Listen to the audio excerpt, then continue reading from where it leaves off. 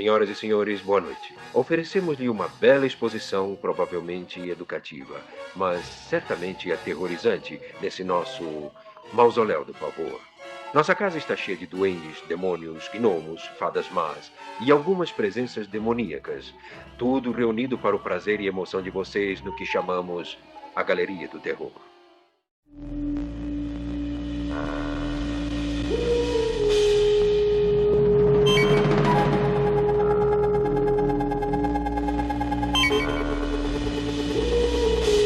Olá, seja bem-vindo a mais um programa sobre a série clássica Galeria do Terror. Eu sou Angélica Hellish. E eu sou o Marcos. Hoje nós vamos falar sobre o 10º episódio, hein? Já passamos da metade, né, Marcos? Da terceira e última temporada da série. E esse episódio aqui é um episódio que a gente apreciou bastante. Temos muitas coisas para poder falar, né? Isso mesmo, essa temporada é mais curta, então nós já estamos aí para mais da metade, vão ser 17, se eu não estou enganado, são 15 ou 17, né? Isso. Nós não faremos os episódios aí da série Sexto Sentido, que depois a gente explica, Sim. né, numa oportunidade quando chegarmos no final. E realmente é um episódio que, dentro dessa temporada, para mim também ele se destaca bastante. Sim. E a gente vai chegar lá, né? Tem a ver muito com o talento aí do diretor, né? O diretor que a gente já falou tantas vezes que quando o homem põe a mão, as coisas costumam dar meio certo aí no Galeria do Terror, e não é diferente nesse episódio, né? É verdade, é o Janos Suark, né? O título do episódio, traduzido, é O Ringue com as Cordas de Veludo Vermelho. No original seria aqui The Ring with the Red Velvet Ropes. Tá? Esse episódio fala do tema, um tema que é muito caro ao Rod Serling, apesar de não ser o roteiro dele, né? Mas o Rod Serling é famoso pelos episódios sobre boxe, né? E boxeadores. Sim. E esse aqui tem uma... Ele é muito interessante, né? Ele é cheio de referências. Mas eu vou aproveitar esse comecinho aqui, como a gente gosta de fazer, para falar sobre elenco, né, Marcos? Sim. Primeiro falando um pouco sobre a ficha técnica, né? Esse episódio, as pessoas lá nos Estados Unidos puderam apreciá-lo no dia 5 de novembro de 72, né? Como já falamos, já é dirigido aí pelo Janos Suark, enfim. Acredito eu que é o cara que dirigiu o maior número de episódios, né, de Galeria do Terror. Falamos, por ser o diretor com o maior número de episódios dirigidos na série Galeria do Terror, tivemos muitas oportunidades de falar da carreira dele. Procure episódios anteriores e você vai poder ter um pequeno esboço biográfico desse cara com uma carreira longa e importante aí na televisão americana e no cinema também. O roteiro desse episódio é do Robert Malcolm Young. Ele já roteirizou outros episódios aqui de Galeria do Terror. Já falamos sobre os episódios, por exemplo, A Garota com os Olhos Famintos, The Girl with the Hungry Eyes, por exemplo. Segundo episódio, inclusive, acho. Isso. E o episódio Fright Night também. A gente não gostou nada desse episódio. Não. Exatamente. Esse cara, só pra gente... Ele era um cara que ele era principalmente roteirista. De vez em quando ele dirigia um episódio ou outro de série. Mais de vez em quando ainda ele fazia... dava pitaco na fotografia também de episódios de série. Mas ele é um cara mais roteirista mesmo. E ele... produziu o roteiro para um monte de série, vou citar só uma ou outra, que é o Kojak, FBI, São Francisco. Gente, ele era um cara meio que ligado a séries mais do gênero suspense e policial. Ele escreveu sobre roteiro para tudo que é gênero, mas ele se concentrava mais nesses gêneros aí, que acho que era uma especialidade dele. O roteiro, ele é inspirado num conto de um cara chamado Edward D. Rock, ou Rock, né? Sim. Dependendo de... E esse cara é um negócio interessante. Ele era um cara que ele trabalhava, ele teve uma carreira de mais de 50 anos, se eu não me engano, ele faleceu em 2008. Uma carreira de mais de 50 anos escrevendo ficção policial. Só que ele ficou notabilizado pelo seguinte: ele foi um dos poucos escritores do gênero que conseguia viver bem só com conto. Caramba. Normalmente os escritores do gênero policial precisam fazer novela também romances, novelas policiais, e muitos deles completam o orçamento com a graninha com roteiro de TV e de cinema. Sim. Normal. Esse cara, ele tinha uma estratégia, ele publicava em tudo que era revista, e ele criou vários personagens que eram detetives, ou pessoas que elas tinham uma outra função, mas elas também desvendavam crimes. E o que ele fazia? Ele criava uma série de contos para cada um desses personagens, e em cada revista que ele era colaborador, ele publicava séries de um desses personagens. No fim, ele colaborou com dezenas de revistas, criou trocentos personagens e séries de contos para cada um deles, e o cara, no final das contas, vivia só de escrever conto. Que coisa, né? Que bom, né? Então, é isso. Aí, quem tiver curiosidade, procure pelo nome dele, que vai aparecer a lista de personagens que ele criou, e de repente você consegue encontrar aí PDF dos contos que ele fez para cada um desses personagens, e pode ser que você se divirta bastante, inclusive, com a leitura. Né? Ah, que legal. Eu fiquei muito curiosa, né? A gente sempre lamenta um pouco quando a gente se interessa por um roteiro baseado em um conto que é interessante também, e a gente vê que não tem publicações no Brasil, né? É meio frustrante, normalmente, né? Uhum. Aí, falando no elenco, a gente tem o personagem principal, é um boxeador, é o James Flip, e ele é vivido pelo Gary Lockwood. O Gary Lockwood é um dos dois infelizes e desgraçados astronautas da nave Discovery One do filme 2001, do Kubrick. 2001, Odisseia no Espaço. Para quem conhece a história, já sabe, né, o que acontece. Vocês vão lembrar que a Discovery One tinha 3 cientistas que estavam lá adormecidos, né? Uhum. Em animação suspense, tinha os 2 astronautas, coitados, que vão... Um era vivido pelo Keir do Leia e o outro pelo Gary Lockwood, e o Gary Lockwood é o cara que o desgraçado do computador solta o cabinho dele, e ele fica lá perdido no espaço para sempre, né? Como é que é? Dave, estou com medo. Dave. Uhum. Isso, sim. Então o Gary Lockwood ele é muito conhecido principalmente por esse papel, né? Mas, além disso, ele tem algumas participações pontas em filmes, e também muitas pontas em séries de TV. Eu vou só destacar algumas, que é o Assassinato por Escrito, aquela série que tinha Angela Lansbury, né? Sim. O Carro Comando, aquela série com o Capitão Kirk, né? Com o ator que faz o Capitão Kirk, que ele fazia aquele policial, né? E a série Barnaby Jones, entre muitas outras. Enfim, o cara que ele fez alguma coisa no cinema, depois dos anos 70 para frente, ele foi para a televisão com vontade. Né? A gente vai ter uma personagem que é a Joan Van Ark. E ela vai fazer o personagem da Sondra Blanco. Bonito nome, né? Inclusive. Sondra. Eu achei ela muito parecida um pouco com a Emily Blunt. Assim, vagamente, assim, né? Achei ela linda, maravilhosa. Sim, ela tem algumas coisas que a gente poderia destacar na carreira dela. Uma delas, talvez a coisa mais importante que ela fez na carreira dela, ela participou do filme de 72, A Invasão das Rãs. Nossa, que filmaço, parece. Lembra? Só que não, né? Nunca ouvi falar. Passava na TV Record esse filme da Invasão das Rãs. Passava? Passava, Então ela protagoniza esse filme. Não sei se é algo que ela tem muito orgulho, né? Mas tal. Outra coisa que a gente pode destacar, ela fazia... Quem assistia o desenho do Homem-Aranha nos anos 80, a animação do Homem-Aranha, lembra? Que passava na televisão? Sim.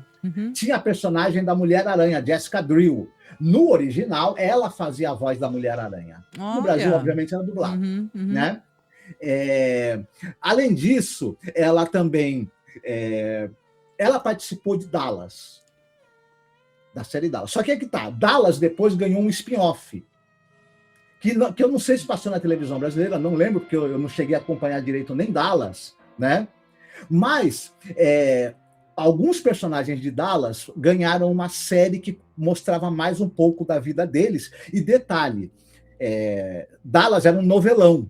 Uhum. Essa série, que é o Knots Landing, que pega alguns personagens de Dallas e coloca mostra mais do cotidiano desses personagens, essa série é uma série mais séria, mais realista, sem ter Hum. esse lado novelão. E muita gente elogia muito essa série, que o pessoal falou, pô, pegaram o Dallas, que era uma coisa meio tranqueira, e fizeram algo bem sério e bem feito Mas Dallas depois, fez o no maior spin-off. sucesso. Eu lembro que quando passava É.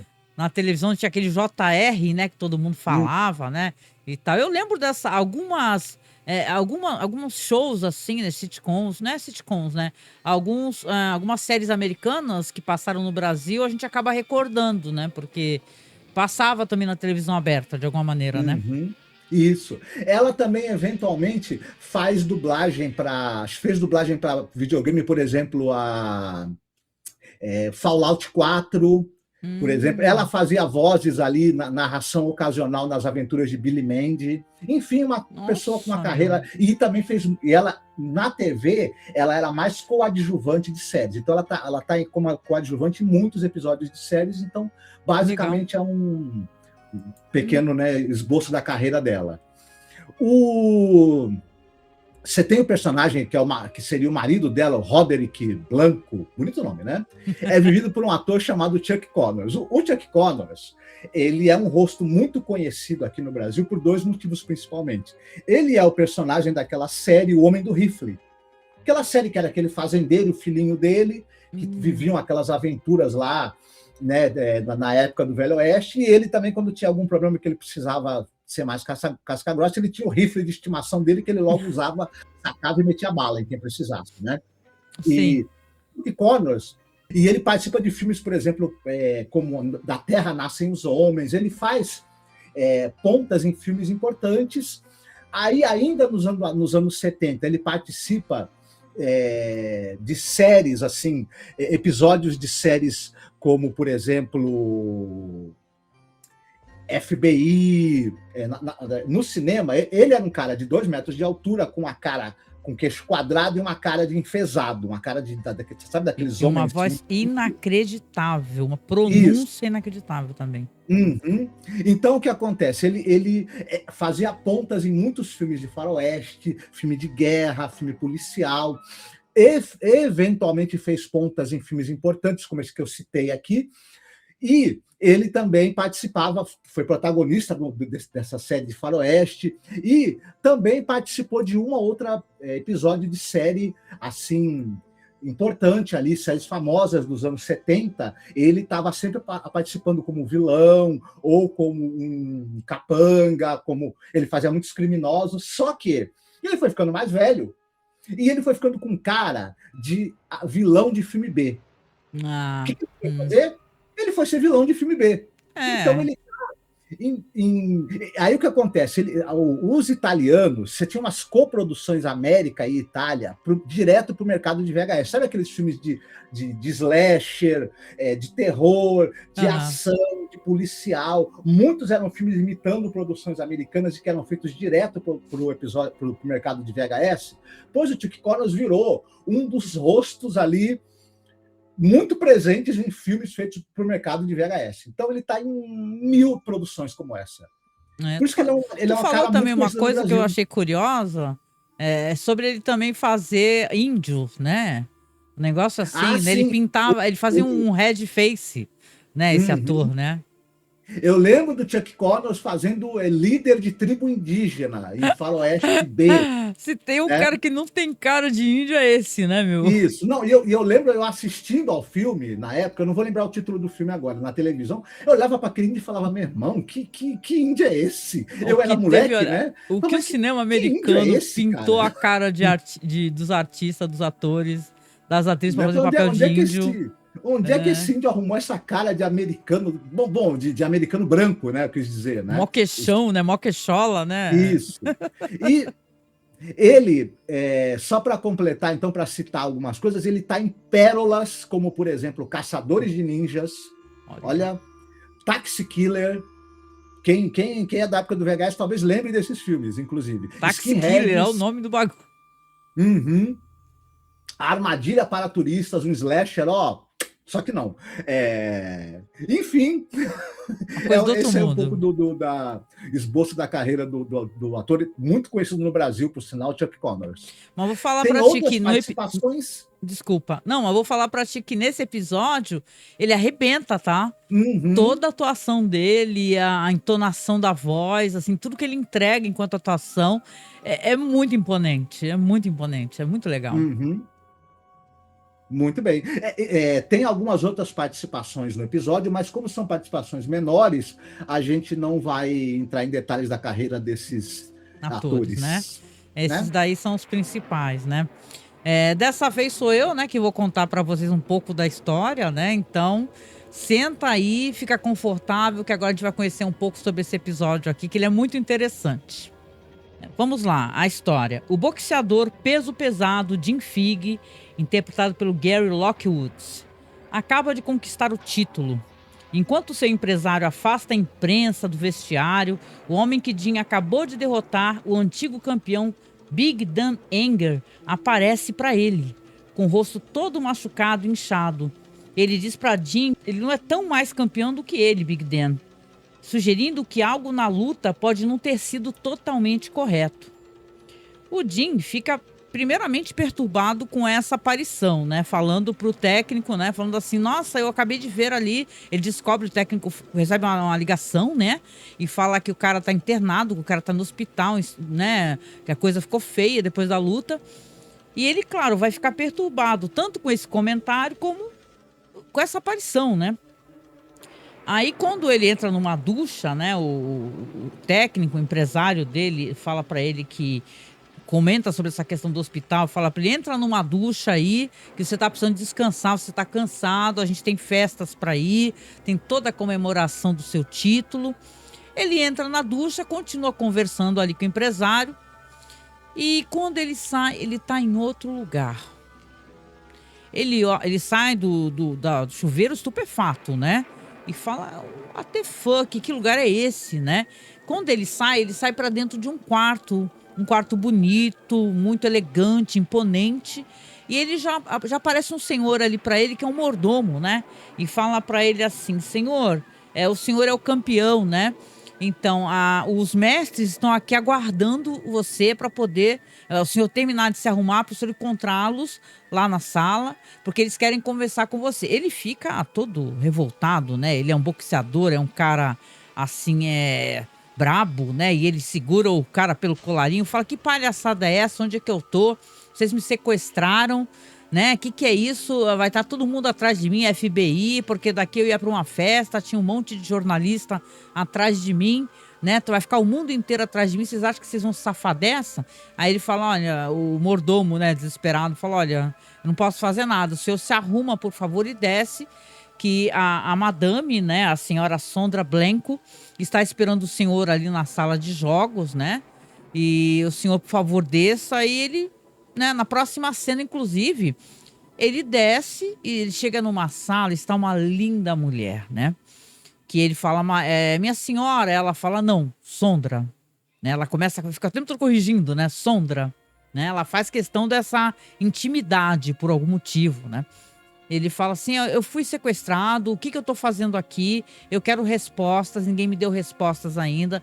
Aí ela fala assim, olha, você vai ter suas respostas quando meu marido descer.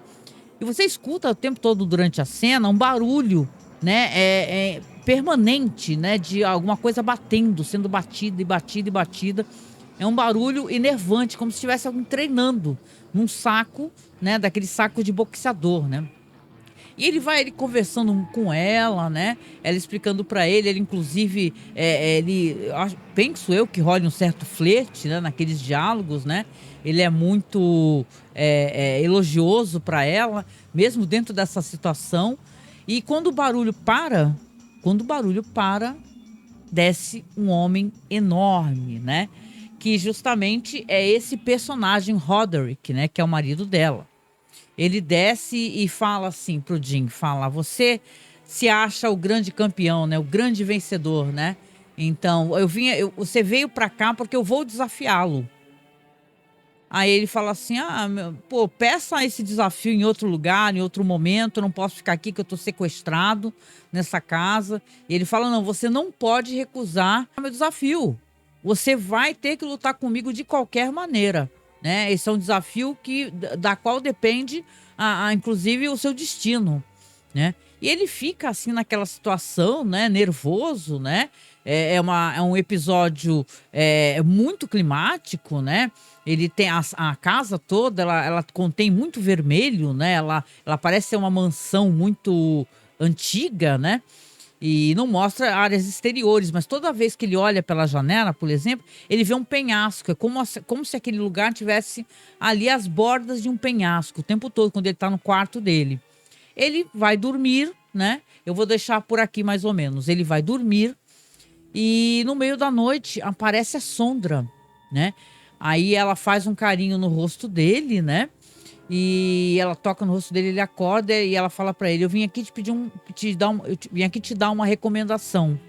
Essa luta que você vai lutar com meu marido, Roderick, é uma luta que você precisa perder, né? É importante que você perca essa luta e vá embora. Outros, antes de você, vieram pra cá, perderam, foram embora. Claro, nunca divulgaram nada sobre ter perdido essa luta, né? Porque as pessoas não divulgam, né? As suas lutas perdidas, até porque são campeões também, os que vieram para cá. E é importante que você perca. Por favor, perca essa luta. E aí o dia, né? Vai nascer um novo dia e chega o dia da grande luta. E eu vou deixar aqui nesse ponto aqui para a gente poder comentar. Olha só, esse episódio aqui, primeiramente, ele é muito climático. Ele é muito climático, os diálogos são muito bons, né? As atuações também são muito legais, né? Ele traz esse clima assim que ele brinca, porque o Janosz Soak, ele é um ótimo diretor, né? Então você tem aqui uma história onde esse barulho, essa brincadeira com barulho que a gente ficou, nossa, que barulho que é esse o tempo todo? E quando o barulho cessa, logo depois desce o marido dela, já é uma coisa que chama muito a nossa atenção, né, Marcos? Uhum. A gente já teve a oportunidade de elogiar o trabalho do Janosz Suark em outras oportunidades. Ele é um dos diretores que trabalhou com Galeria do Terror, ele é um dos caras que lança a mão de mais recursos audiovisuais. Ele tem um certo preciosismo no uso de elementos audiovisuais para contar as histórias. Esse episódio, você percebe em outros, infelizmente, em alguns episódios, que tem uma direção um pouco imaginativa, pouco preocupada com detalhes. Não é o caso daqui. Como você mesma citou, em primeiro lugar, há uma preocupação com digamos, um desenho de produção, com set, com cenários, para que eles ajudem a contar a história. Tudo ali. Você vai ter alguns momentos ali que a gente nem chegou ainda em dois momentos que você vai falar mais para frente, em que a cenografia ela cria e conta essa história e cria um clima para a gente de suspense, de sobrenatural, que a gente fica falando, nossa, muito legal isso daí. Como você citou, há um trabalho de usar os efeitos sonoros, de usar o som como forma também de contar a história. E o Janosz Suark fez isso em outros episódios também. É muito interessante. Os atores estão muito bem dirigidos. Se eles estão entregando uma boa atuação, é porque são atores competentes, estão escalados corretamente para os seus papéis e estão bem dirigidos, porque o Janosz Suark também era um bom diretor de atores.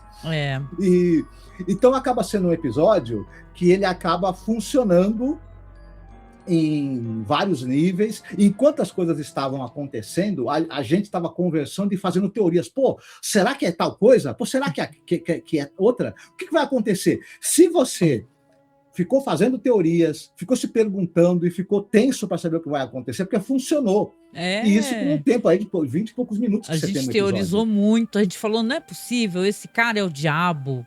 Esse cara é a morte, né? A gente falou muito sobre isso. Tu até lembrou do Aragami, né? Porque o Aragami tem uma história muito parecida, né?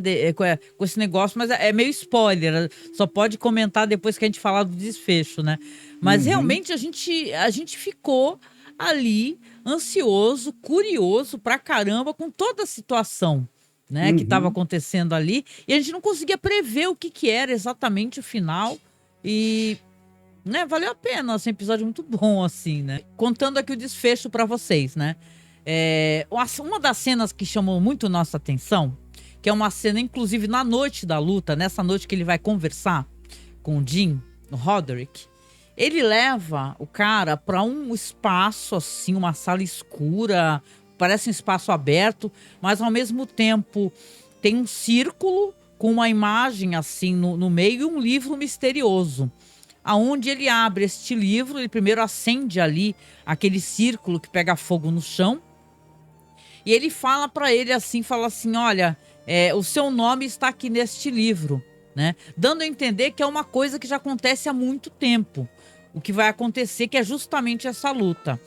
E na luta, né, que eu acho que ela é muito bem feita também, porque, claro, os atores eles não devem ter a aptidão, né, de lutar. Então, os momentos onde tem os movimentos mesmo, eles são feitos principalmente por dublês, né? E tal, mas algumas cenas que mostram os rostos dele, tem alguns jabs e algumas paradas assim, não conheço muito bem de boxe, né? Mas tem umas cenas assim que eles usam, fazem esse corte, né? Mostram o tronco ali, os movimentos, os pés, e aí você vê que são dublês, e quando tá o rosto deles, aí são os atores fazendo outros movimentos. Ali tem uma criatividade para poder ocultar também essa ausência de expertise, né, dos atores. Mas a luta é uma luta bem rápida, vamos colocar assim, e ela é violenta, porque o Jim, ele é um cara que ele não sabe perder. Então, conforme o Jim vai fazendo esses movimentos e batendo nele várias vezes, ele vai ao chão mais de uma vez. Em uma vez a contagem, ela é quase feita totalmente, e ele acaba levantando, acaba, na verdade, apanhando mais do Jim, né, o Roderick, e vai ao chão de uma vez.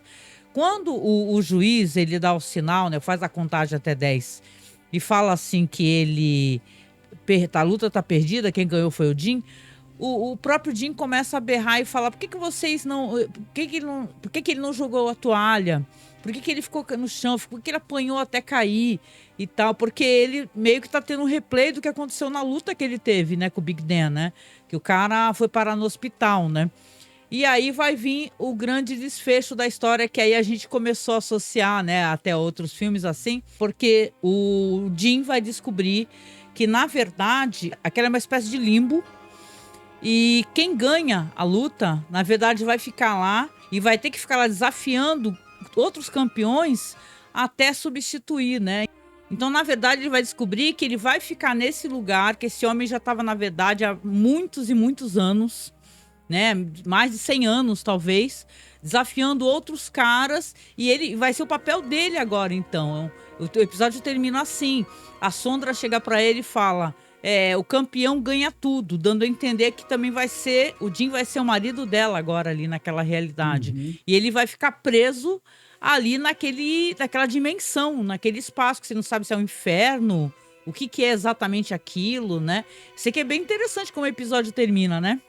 Sim, a gente acaba tendo esse, digamos, plot twist, né, no final, e eu acho que o episódio todo ele é muito redondinho nesse sentido, toda essa narrativa, e acaba sendo uma metáfora muito interessante para essa coisa da disputa pelo topo, né, para ser você o campeão, você vai ficar lá até que alguém ganhe de você. Né? E isso é algo que vai trazer uma série de sacrifícios, de dificuldades, e você vai ficar preso a esse título, né?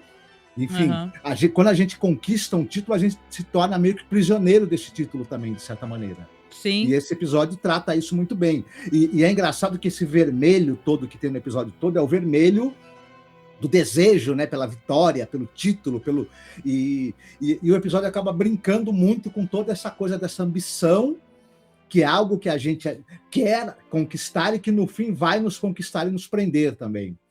Então, a única coisa talvez que eu não tenha gostado muito no episódio é o fato da personagem feminina, no final das contas, ela acabar aparecendo uma espécie de troféu para quem ganha.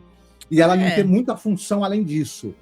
Acaba sendo um personagem que, no fim, é desnecessário, principalmente se ela for retratada apenas como um troféu para o homem que ganha, né? sim. Então, se eu tivesse uma crítica a esse episódio, seria essa, talvez. Mas, de resto, é um episódio, assim, em termos narrativos, muito bem feito e muito redondo, viu? E eu diria mais do que redondo até. Ele acaba tendo alguns lances de criatividade, de uso de recursos narrativos que a gente nem espera, né? Numa temporada que até certo ponto é meio fraca dessa série, né? Até agora, Esse é um talvez. episódio realmente bom, né? Porque Uhum, a gente sempre fez ressalvas assim, de achar que o episódio era interessante num ponto ou no outro. Esse daqui eu acho que toda a narrativa dele mesmo é legal, sabe? uhum, Toda a sim. história nos deixou muito curiosos. A gente ficou tentando O, entender o que estava acontecendo, as atuações foram boas, sabe? O uhum, próprio cenário é interessante, o ringue é incrível, é um lugar todo vermelho, assim, com realmente ringues de cordas vermelhas de veludo, tudo inspirando, assim, uma coisa meio infernal, sabe? uhum. Legal. Sim, toda a cenografia é muito bem pensada e os detalhes ali que são alterados, né? Por exemplo, o lugar da luta ser um ringue completamente vermelho, isso é maravilhoso. Isso é muito legal, funciona muito bem na televisão. Na própria É. luta também é uma luz vermelha incidindo sobre os lutadores. A luta em Ele si, sai como com a você já capa vermelha, mencionou, o Jim, ele entra com o hobby branco, e quando ele sai com o hobby do outro, que é vermelho, isso. né? Aquela Uhum, cena que ele também tá vendo o livro com o cara, né? O Roderick tá mostrando o livro pro Jim, parece uma cena, assim, de um culto, né? Uma coisa isso. estranhíssima. Tem muita coisa aí que parece que eu estava num filme da Hammer. É verdade. Né? Eu me senti num filme da Hammer até. E é bem, bem legal mesmo. A luta mesmo, ela é como se fosse uma pequena narrativa, ela é uma história, quando vai ter a luta no ringue mesmo entre os dois. Ela é uma Hum, história com começo, meio e fim, que se fecha em si mesma até. sim. E o diretor ele tem essa inteligência de saber que os blocos do episódio eles podem ser narrativas com começo, meio e fim em si mesmas e serem interessantes em si mesmos, Sim. coisa que Uhum. ele faz muito bem também. Então, bem legal É, mesmo, assim, vale muito muito a bom. pena. Você citou o filme do Ryuhei Kitamura, Aragami, que Uhum. tem acho que no YouTube até, que é esse filme que a gente citou algumas vezes em alguns momentos dos nossos podcasts. Os dois Acho que foi até samurais. no último. Acho que foi no último Uhum. podcast a gente citou Aragami. Eu postei no Okeru. Tá lá Hum. no Okeru também no nosso canal, o Aragami. Os dois samurais lá, um deles está quase morto, eles estão vindo de uma batalha, estão feridos, estão, né, enfim, no gelo, enfim, uma coisa assim, debaixo de uma chuva muito forte, vão se abrigar numa casa. O senhor da casa, quando um dos samurais acorda, ele fala: ó, seu amigo morreu, infelizmente não podemos fazer nada por ele, mas você agora já está se recuperando e eu vou te desafiar por um duelo de espada. E o cara: não, mas espera aí, eu não quero. Mas não tem como escapar. O Aragami é uma entidade que, quando aparece algum guerreiro lá na casa dele, perdido, ele é obrigado a lutar. E é meio isso: se o cara ganhar do Aragami, se o cara perder, ele morre. Só que se ele ganhar, ele tem que substituir o Aragami, Nossa, não tem né? saída fácil, né? Eu achei Uhum, interessante porque é bem muito anterior ao Aragami, essa história aqui, sim, e eu presumo que seja o tipo de história que deve estar dentro do imaginário, né? Do isso. lutador assim contra entidades, né? Ou o diretor, o Ryuhei Kitamura, ele assistiu esse episódio, claro, é É. muito possível que ele tenha assistido e falado: olha, sabe o que eu gostei disso daí? Dá para eu adaptar para o Japão feudal? É verdade, cara. Porque tu falou que tem uma coisa muito legal que você contou pra mim, que eu não assisti Aragami ainda. E você falou que o cara começa, tem uma luta de espadas, né?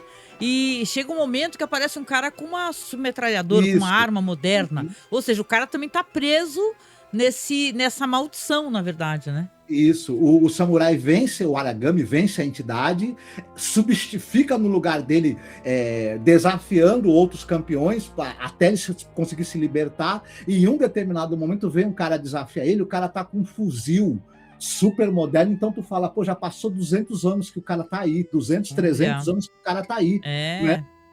Tá amardiçoado, né? Vai vendo, né? Uhum, Tá amardiçoado, né? É a tua recomendação, então ficar aqui em uhum. tua recomendação do Aragami? Sim, Ou tem mais sim. alguma? Não, não. Talvez o episódio I Game of Pool do Além da Imaginação com o Da Jack Klugman. sinuca. Da Com Jack sinuca, Klugman. É né? muito bom. Eu vou recomendar um do Além da Imaginação também, porque aí vocês procuram os podcasts que a gente já fez, né? Tem um episódio sobre boxe, que é um episódio muito lindo, com o elenco todo de pessoas pretas, né? Muito bonito, que é chamado A Big Wish, que eu lembro, né? O Grande Desejo, que o Ivan Dixon, ele interpreta um boxeador também, um cara que fala muito dos sonhos dele, ele fala que tem muitas marcas no rosto, ele foi muito machucado pela vida, ele tem muita amizade com uma criança, né? Que ele mora tipo numa casa de cômodos, né? E essa criança tem amizade com ele, é filha, acho que é da senhoria, um menininho. E o menino faz um pedido, assim, né, sei lá, pra qualquer entidade que esteja escutando ele, que esse boxeador amigo dele consiga, né? Porque ele escuta as histórias, ele fica muito comovido, né? E aí, o personagem do Ivan Dixon, que é o Bolly Jackson, ele realmente, ele consegue ganhar. Só que para você ver, ele não acreditava em si mesmo, não achava que poderia conseguir ganhar, e ele não acredita que ele teve essa chance. E ele conseguiu ser o vencedor em uma luta, né? E aí o episódio tem umas reviravoltas muito bonitas, né? E tal, que tem muito a ver com você também acreditar em si mesmo, mas ao mesmo tempo, como o Rod Serling fazia muito bem em várias ocasiões, falar também sobre questões raciais, né? Ele traz essas questões. E o episódio maravilhoso, é o episódio número 20 da série, a Big Wish, que é um grande desejo, né? Lindo, lindo, lindo esse episódio, assim. Tem vários filmes de boxeadores maravilhosos, né? O Lutador, tem Menina de Ouro, né? Mas eu quis trazer mesmo The Twilight Zone porque eu acho que vale muito a pena. E o que você recomendou é maravilhoso também. Primeiro que tem o Jack Klugman, né? Escutem esse podcast, ele tá incrível, né, no episódio. E tem um outro ator também, que era um comediante, a gente conta a história dele, sabe? Que ele Uhum, tá ótimo fazendo uma figura, uma entidade, assim. Então é muito legal, assim. Dá pra referenciar a própria série, né? A série uhum. clássica também. Dizem que o Jack Laird, ali enquanto produtor, e esse episódio que a gente citou agora, ele é uma espécie de reimaginação desse episódio A Game of Pool, né? Entendi, entendi. A gente não tem toda a simpatia do mundo pelo Jack Laird, né? Mas tudo bem, né? Ok, né? Pelo menos ele não colocou gag, né? Acho que chegou um ponto que ele deve ficar pensando: nossa, será que eu vou colocar um lobisomem brincalhão nesse episódio? Ai, vou Uhum. pensar. Ah, melhor não, né? Então, imagina terminar um ótimo episódio como esse com uma gag, né? Mas é É um isso. anticlímax terrível, O né? Ocelli, ele era muito revoltado, para dizer o mínimo, com isso, né? Que ele sempre achou um absurdo, né? Você tem um episódio, Uhum. termina com uma. Então ele ser entrecortado por gag. Por mais que possam É, falar que é para preencher tempo, meu, era uma coisa anticlimática, horrorosa. Era um balde de água fria, né? A gente já meteu muito uhum. pau nesse negócio de gags aí.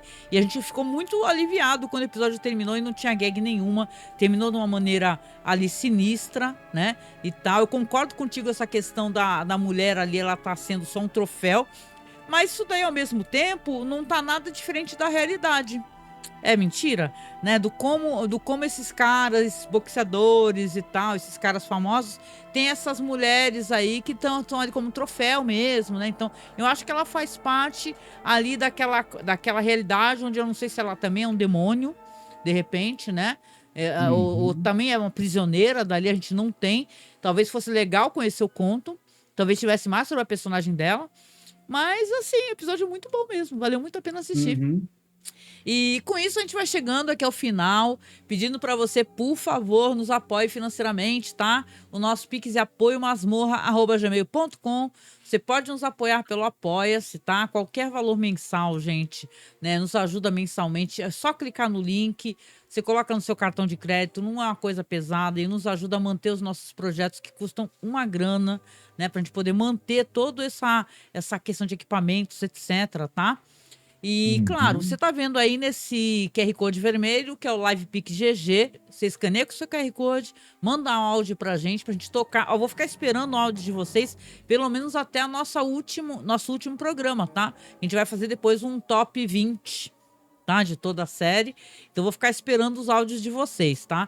E do outro lado, vocês estão vendo o QR Code da Amazon para você usar também, apontando o seu celular. Você compra qualquer coisa na Amazon, não tem nenhuma alteração no valor da sua compra e você nos ajuda, porque a Amazon paga uma graninha pra gente pela indicação.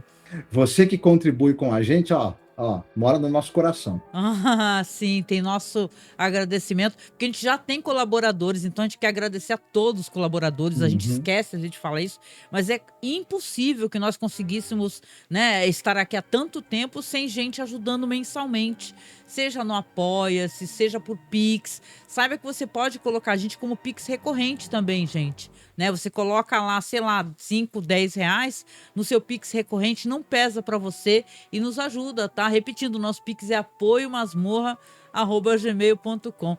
Com isso, a gente deixa aqui um abraço para você. Até o próximo programa. Fiquem bem. Falou, tchau, tchau.